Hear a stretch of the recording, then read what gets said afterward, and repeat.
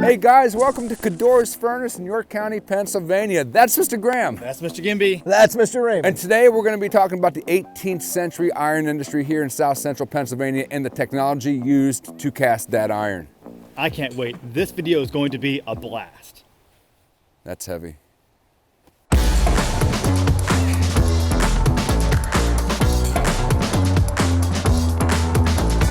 In 1765, William Bennett built this forge on his 150-acre tract of land that he acquired from the William Penn family.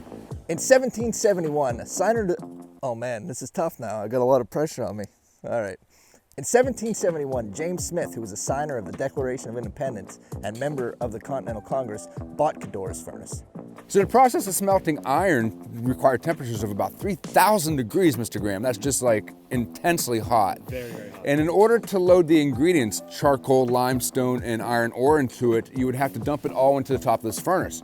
Now, lifting that up there, not going to be an easy task. That's not an easy job. That's why it's built into this hillside, and a ramp would have been built from that back hillside to the top of that furnace. Now, Mr. Graham, are you going to explain a little bit about what was actually put into the furnace? Absolutely. So this furnace pretty much had to be fed continuously with alternating layers of limestone, iron ore, and charcoal. Later furnaces would use something called coke, which is baked coal. I don't have any charcoal with me, but I do have these three samples here. This is coal, chemically similar to charcoal. They'd use this to get up to a 3,000 degree temperature. This is iron ore. It's very heavy. Now, if you look at this iron ore, you notice that it's shiny here.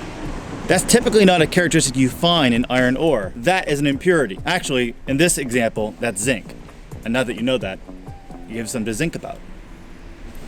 That's terrible. So of course you only want the iron. You don't want the impurities in the iron. That's where limestone would come in. They'd feed the blast furnace with alternating layers of charcoal, iron ore, and limestone. The limestone would help remove the impurities from the iron ore. So the impurities that Mr. Graham was talking about can be found laying all around Codorus Furnace, and it's what we refer to as slag. And here are examples of slag.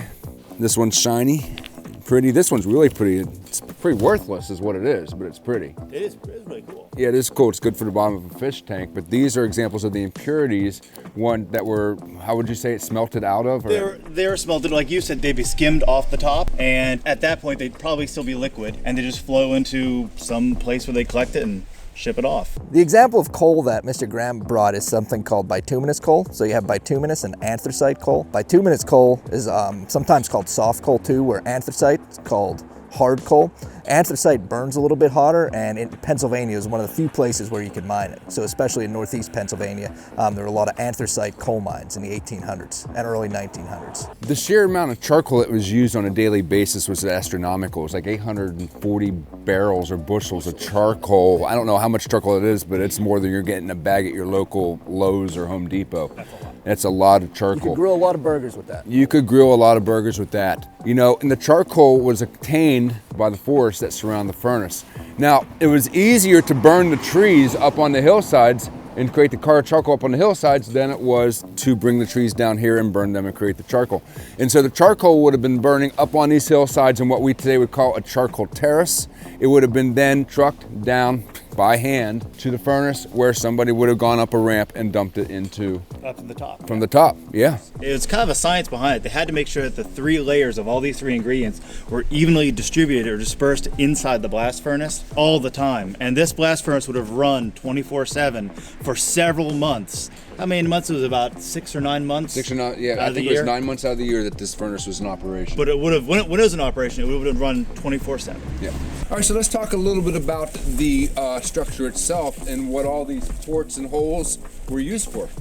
So this is a blast furnace, as we mentioned. It's called a blast furnace simply because they had an insanely hot fire inside that was fed with coal and air from outside being forced up through the chimney. It was forced through the chimney through a series of bellows, and those bellows were powered by the stream over there, Codorus Furnace, to keep them moving all the time. So the stream was a source of energy. Correct. The stream was a source of energy to move the bellow up and down and force feed this fire to make it hotter and hotter and hotter, to melt the iron. The bellows probably would have existed somewhere here to force feed air into the blast furnace through that that square there, the big entrance in the front of it. As the superheated air is traveling up towards the top of the chimney, the iron is melted And as the iron melts, the impurities, with the help of the limestone, start smelting and melting out of the iron ore. In the front here, you'd have the bellows force feeding air up through the blast furnace, making sure it's good and hot, running all the time. And as this melts, you'd have the iron, which is what you really want,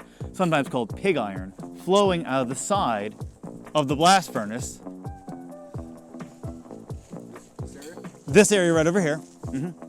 Other things come out of this area as well, including 2 Northeastern teachers. Anyway, the iron would have flowed in a liquid state out through this port, probably around through here somewhere as it cooled into ingots or bars for later use, or cannonballs. Yeah, with this iron, they would make utensils, pots, pans, things of that nature. But Mr. Gimbi, they also... Besides all the consumer goods that they would make, cannonballs were also made here to not only supply Washington's army during the Revolutionary War, but also the United States Army during the War of 1812. As the iron that you want, the pig iron, flowed out of this end, the slag, all the stuff, all the impurities in the iron that you didn't want, would flow out of this end, which is a very similar looking port to the other end. But the people that worked in this blast furnace would have been pretty essential workers at the time.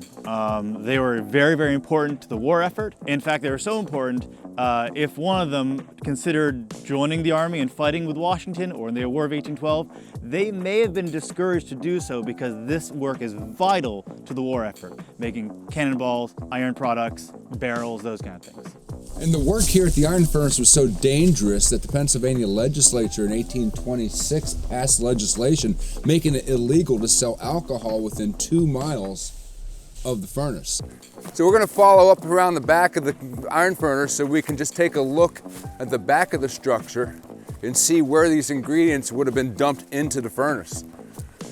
All right, so we're behind the furnace now. We're up on top of the hillside behind the furnace, and those ingredients would have been carted from here to the top of that furnace right there and dumped down in. Mr. Graham, you got those ingredients again in the order that they're going to be dumped? Yeah, so they would dump crushed limestone, the iron ore, probably crushed up to an even consistency if they could. And in this case, it would have been charcoal, but we have some coal, so we'll just have to make do with the coal. The coal also would have been crushed, or the charcoal would also have been crushed up in kind of an even consistency, and they would have layered one at a time, limestone, iron ore, charcoal, over and over again all day long. But they had to get it into the top of this furnace through a ramp that probably started somewhere around here, and a wheelbarrow all day long. Yeah, that doesn't sound fun. No. Well, there you have it, Codorus Furnace here in York County, Pennsylvania.